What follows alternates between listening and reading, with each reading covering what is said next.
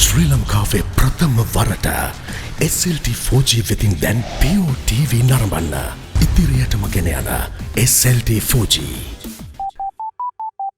ලෙන්ගතුකම වැඩි කරගන්න ලව්ජු රුපියල් 50ට අඩු කළා. මාමේ එන්න අපිට ඒක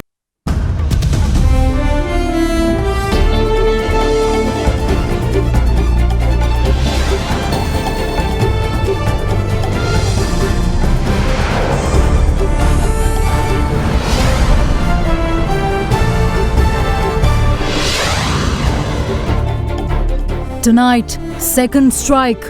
The country records another COVID-19 death as curfew continues island-wide. Sri Lankan treasures. The Sri Lanka Army labelled a source of national pride by quarantine returnees. A group of 64 travelled to Colombo just today after completing their mandatory quarantine process. Of Sri Lankan citizen, because the army was absolutely excellent with what they did.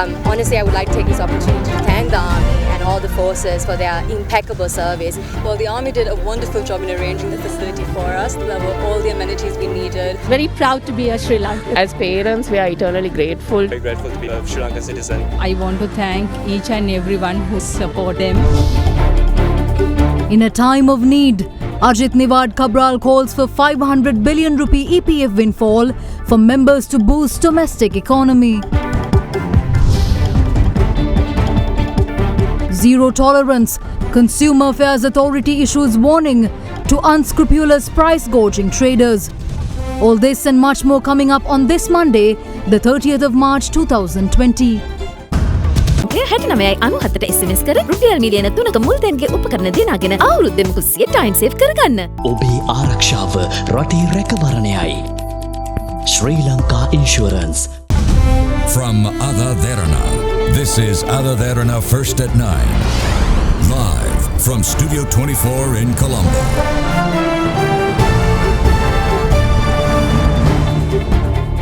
A very good evening and welcome to First at 9. I'm Shanila Fernando. Moving on to your top stories for tonight. A COVID-19 patient who was being treated at the Negombo hospital died this evening, marking Sri Lanka's second death from the deadly virus. According to the Ministry of Health, the victim was identified as a resident of Porutota in Negombo. The victim had allegedly already received treatment from a private hospital in the area before being admitted to the Negombo General Hospital. Sri Lanka's latest COVID-19 data as of this evening stands at 107 active cases, with 122 cases of infection being reported in the country and 15 out of them being discharged after full recovery.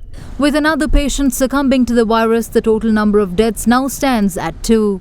A total of 104 other suspected patients are under medical supervision after exhibiting symptoms similar to that of the coronavirus.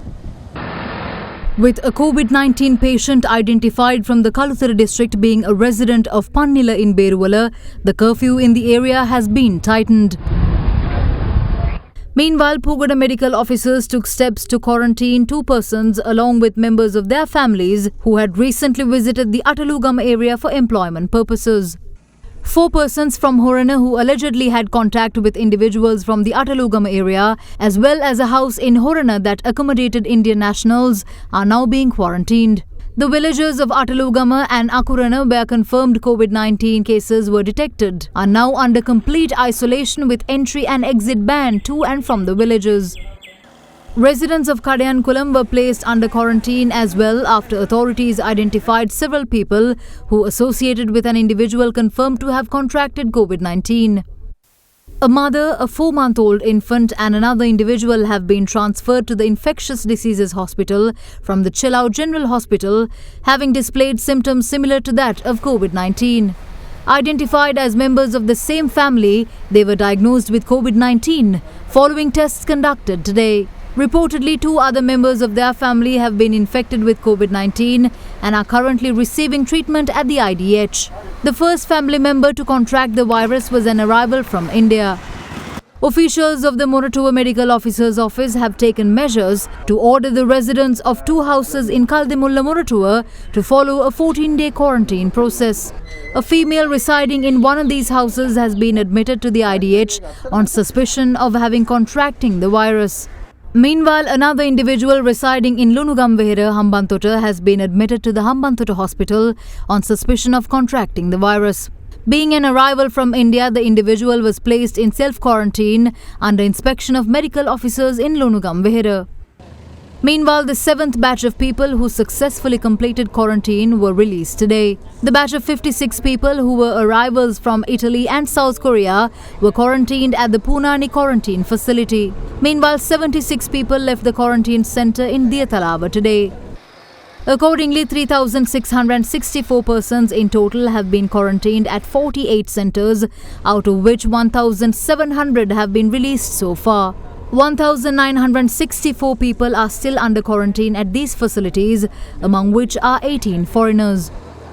Meanwhile, a person who arrived from India was questioned by the public health inspectors today after he was found loitering in public and evading the quarantine process. The curfew was lifted in selected districts throughout the country at 6 a.m. and reimposed at 2 in the afternoon, giving residents a brief respite from the lockdown to restock essentials, during which time orderly social distancing measures were observed in some areas. Officials announced that the curfew in the low-risk or rather high-risk areas will be lifted. Low-risk areas will be lifted again at 6 a.m. on 1st April, while the high-risk areas continuing to remain under lockdown until further notice. In a statement released by the Presidential Secretariat this evening, curfew in districts other than those identified as high-risk zones will remain in force until 6 a.m. on 1st of April. The curfew restricts inter-district transportation except for the transportation of essential services. Furthermore, the public has been requested to strictly adhere to rules and regulations and warned that any breach of rules will be strictly dealt with according to law.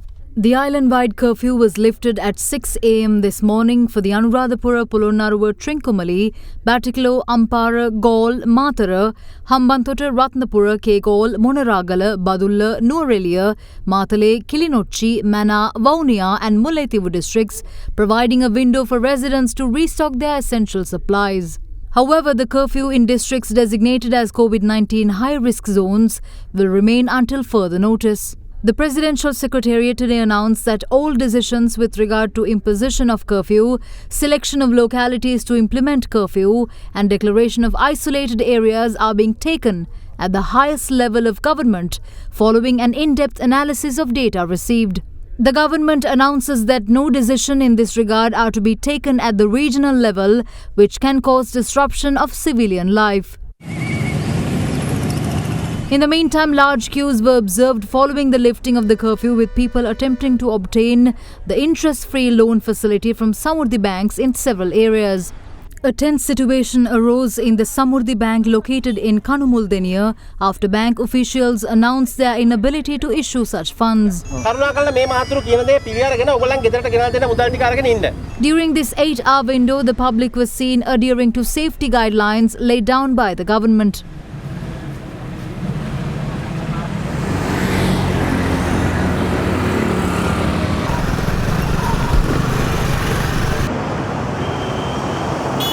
However, in some instances, irresponsible behavior of some individuals were observed.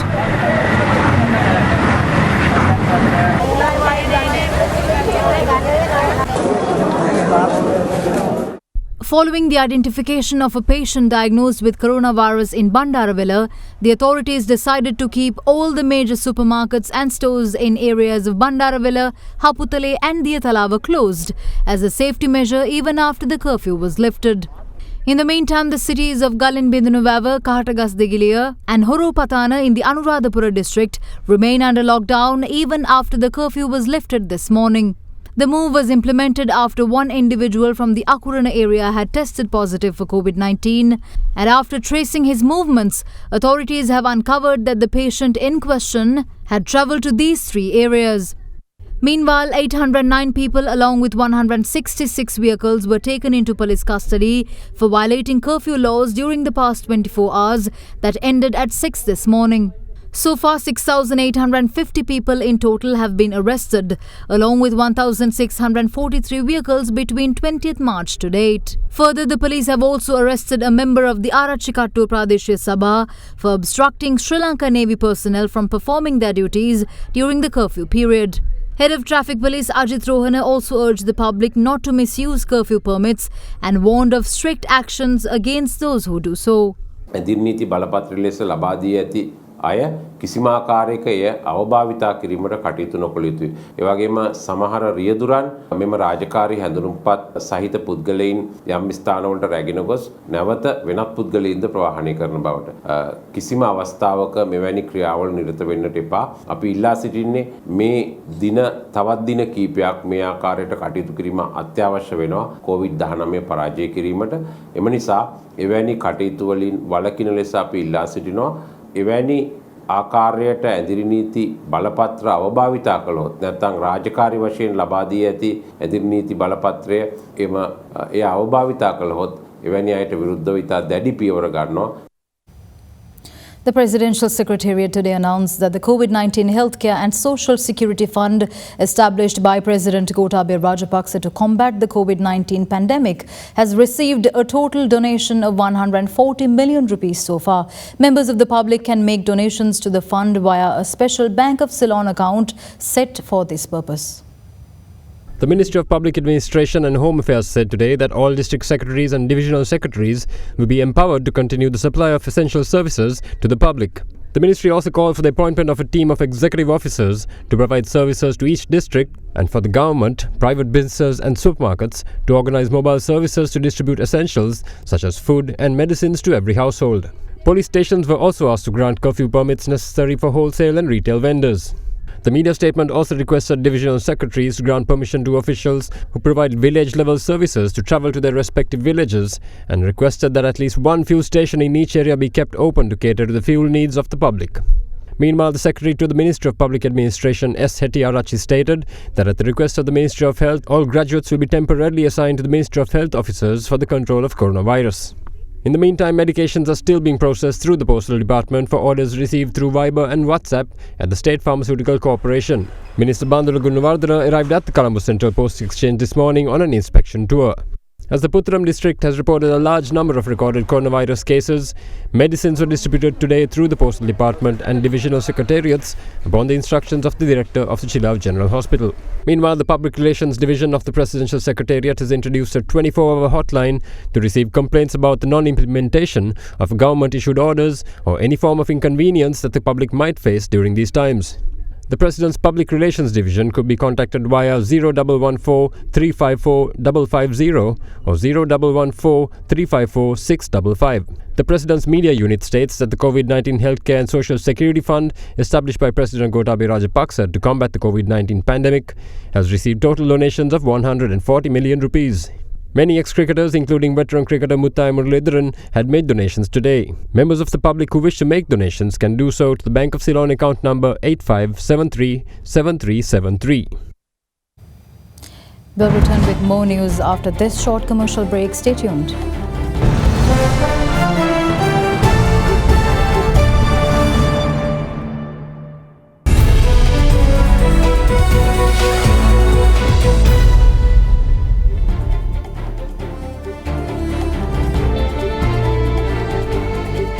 Welcome back. In your business news, former central bank governor Ajit Niwad Kabral has proposed a massive public relief measure that would see the injection of 500 billion rupees into the public's hands to stave off the economic effects of the COVID-19 outbreak. This would entail refunding 20% of the total employees' provident fund balance to its members, which the ex-governor predicts would boost domestic economic growth.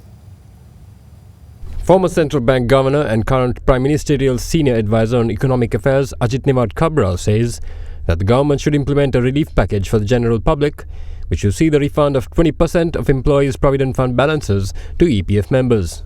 Kabral said that such a measure is essential in the face of the current pandemic, as the country doesn't possess the fiscal space to provide massive stimulus measures as practiced by large economies. The 20% refund would amount to Rs 500 billion out of the total Rs 2.2 trillion available in the fund, which would be infused into the economy and boost domestic consumption and other economic activity. Cabral stated that the benefits of this refund would be enhanced economic growth due to higher investment and consumption, enable the settlement of crippling high interest debts being faced by the public, provide a boost to the creation of new business ventures due to capital availability, create more opportunities for lending facilities with people able to leverage new equity with debt, enhance business confidence and optimism due to the unlocking of savings, lead to an upturn in small-scale construction activity, enhance employment opportunities in the SME sector, leading to lower social tensions, and see an improvement in government tax revenues due to a rise in economic activity. Asian shares slid on Monday and oil prices took another tumble as fears mounted that the global shutdown for the coronavirus could last for months, doing untold harm to economies despite central banks' best efforts. Experts now predict global GDP could fall at a 10.5% annualized rate in the first half of the year. There was much uncertainty about whether funds would have to buy or sell for month and quarter end to meet their benchmarks, many of which would have been thrown out of whack by the wild market swings seen over March. E-mini futures for the S&P 500 skidded 1.2% right from the bell, and Japan's Nikkei 3.7%. Meanwhile, Euro Stock 50 futures fell 0.6% and FTSE futures 1.3%. MSCI's broadest index of Asia-Pacific shares outside Japan lost 1.1%, while Shanghai Blue Chips shed 1.4%. China today became the latest to add stimulus with a cut of 20 basis points in a key repo rate.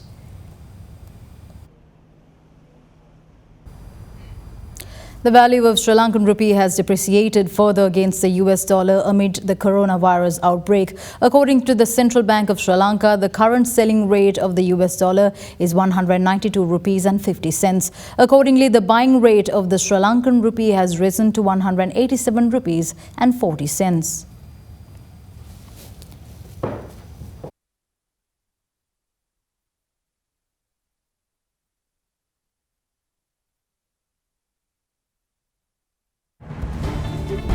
More news on the other side of this break. Stay tuned.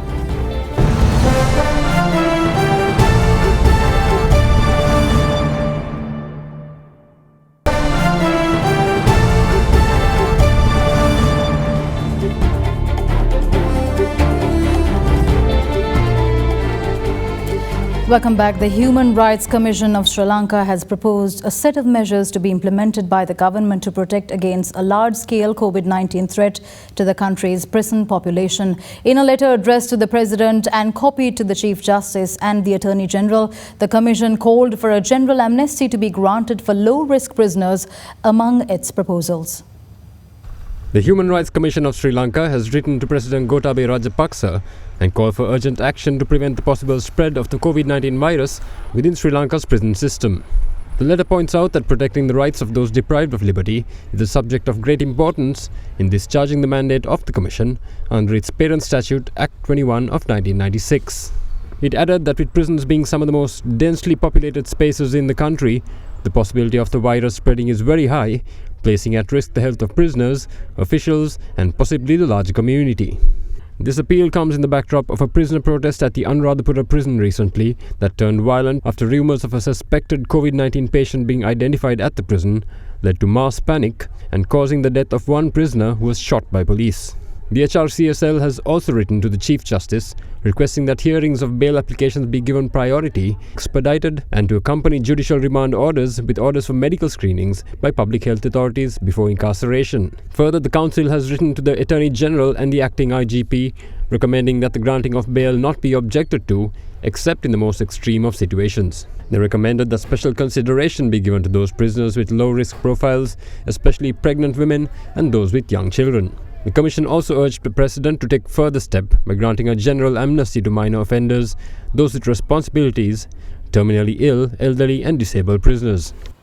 The Sri Lankan military came in for mega praise today from the families of a batch of quarantine students from Colombo who spent 14 days at the Army's facility in Diatalava. Family members as well as the quarantine returnees commended the professionalism of country's military personnel, labelling them a source of national pride for the selfless service provided to all arrivals in the country in the face of the COVID-19 threat. AdaDerana's Indivari Amuwatta met with them on their arrival.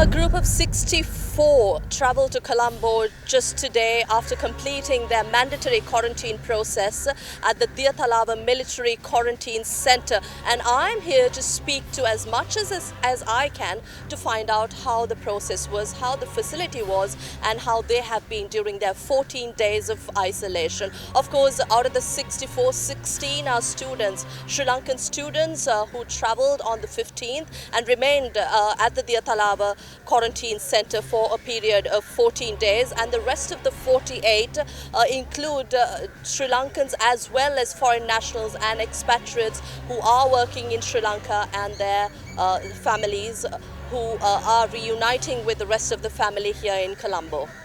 When we reached there, I didn't expect much, to be honest, but I had my own room and decent toilet and all those facilities. I can't complain really. The army was very supportive of us. They really made us feel at home, and the 14 days went by pretty fast. Luckily I was traveling with a group of friends, but even as a whole we were all a bit anxious about going into quarantine. We didn't really know what to expect. We were a bit worried.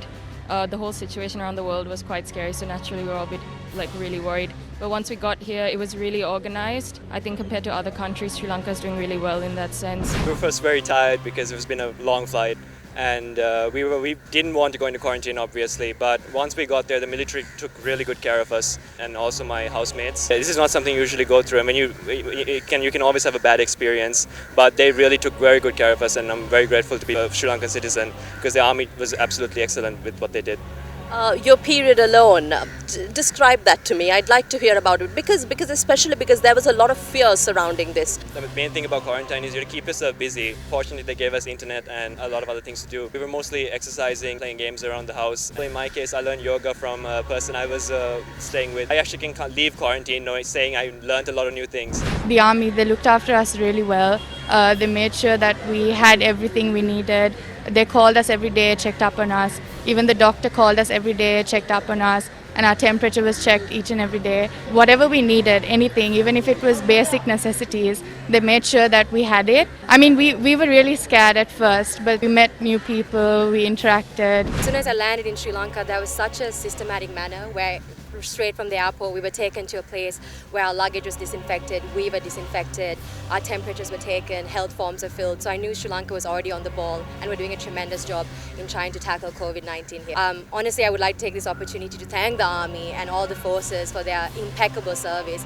Even when we were taken to the Diatalava camp, every day they would check up on us. They had given us so many supplies of biscuit, water. There was no shortcomings at all from their end. They were very welcoming to me. 14 days with the military and what they have done. What's your story? The military, in my personal experience, has been exemplary in their service. They've been so accommodating to all of our needs. From every single person we've encountered, from the medical corps who used to check our temperature every morning, to the army officers in charge of bringing us our meals every day, to the brigadiers that checked up on us regularly. They've all been absolutely respectful and decent, and we couldn't have asked for anything more. And I don't really have any words to describe how thankful I am to them. They've done an amazing job. And I think the pandemic in Sri Lanka would have been a lot more drastic if it wasn't for the military and their services. So I think they deserve a lot more credit than we give them right now. What does parents feel like when their children are taken to quarantine? Yes, this is necessary. It has been made mandatory, especially to curb and contain the outbreak and to take all possible public safety measures. I'd like to speak to a parent. Your daughter arrived in Sri Lanka from the UK and was sent into quarantine. To be very honest, I was very worried. Especially for a girl to be away from home, relatives, parents. 14 days is a long time. So I had my doubts, I might say, but today I like to say that it's an amazing job they've done. I think in this scenario, we are far ahead compared to other countries. We're sending a message to the rest of the world. From wartime to now, the military has been there at every given time, at every calamity, at every crisis. But this is a new form of a crisis coming in the form of a virus, a health crisis, a global pandemic. But the Sri Lankan military is at the forefront. So after we won the war in 2009, up to this date, we still have things that we hear against our forces, especially the army.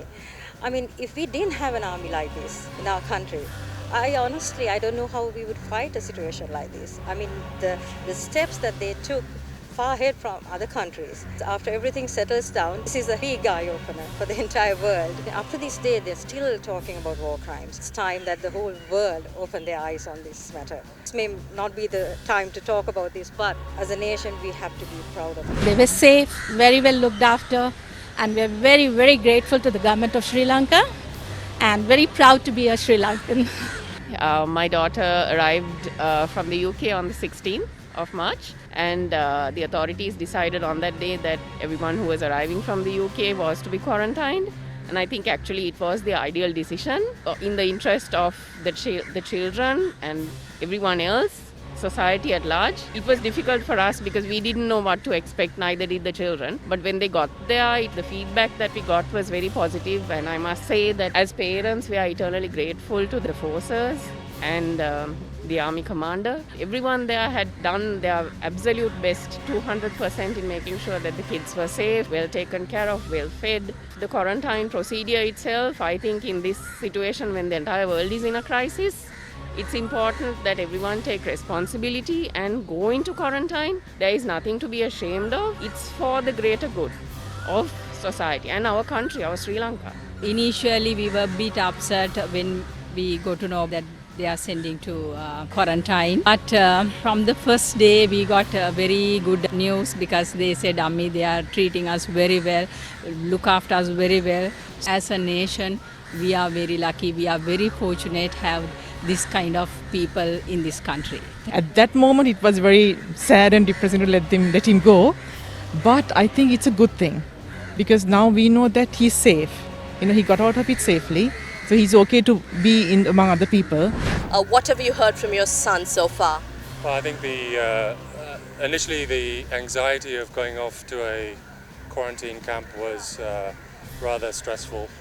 But it soon became apparent that the care and attention given by the army and all of those people supporting the quarantine passengers was outstanding. I think the care, the attention and the desire to make people comfortable.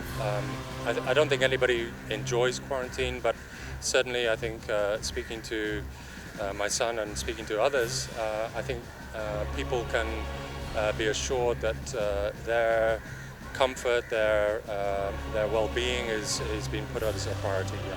As an expatriate here in Sri Lanka, you've been probably hearing and observing how Sri Lanka is managing this situation. The measures have been quite severe, however consistent, and I think obviously there are various ways to deal with or to approach this situation that we're faced with. But certainly the well-being and trying to restrain the spread of the virus has been the priority of the government. And I think people going on quarantine, social distancing, and all the different precautions we can take will certainly prevent the spread of this virus.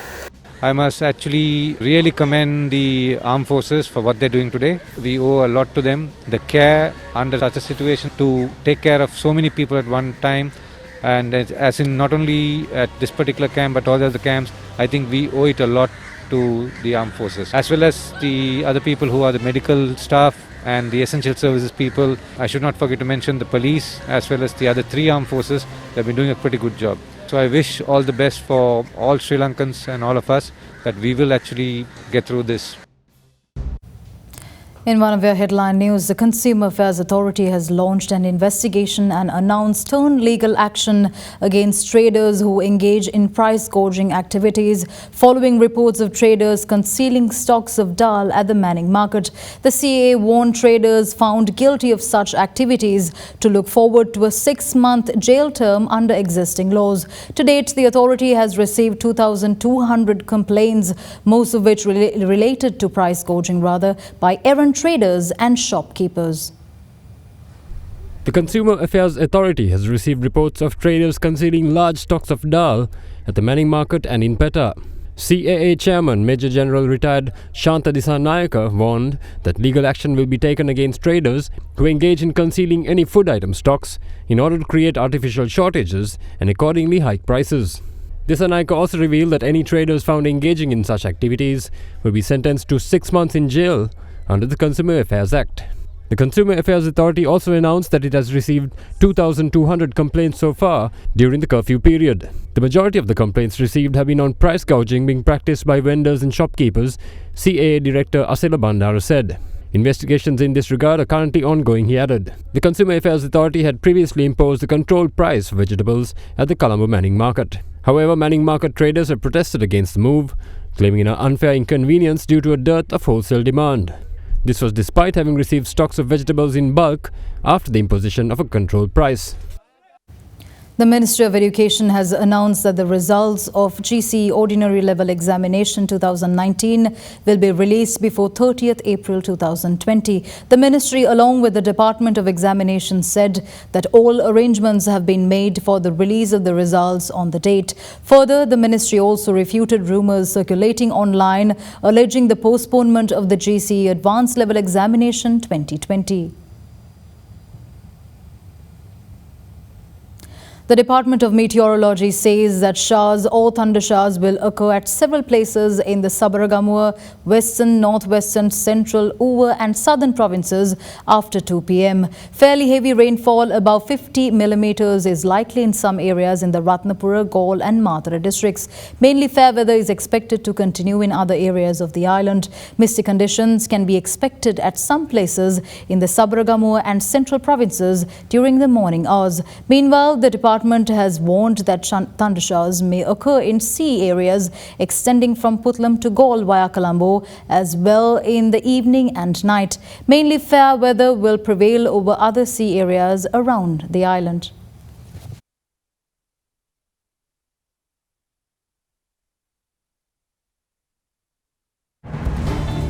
With that, we wrap up tonight's edition of First at 9. Thank you for joining. I'm Shanella Fernando. Good night.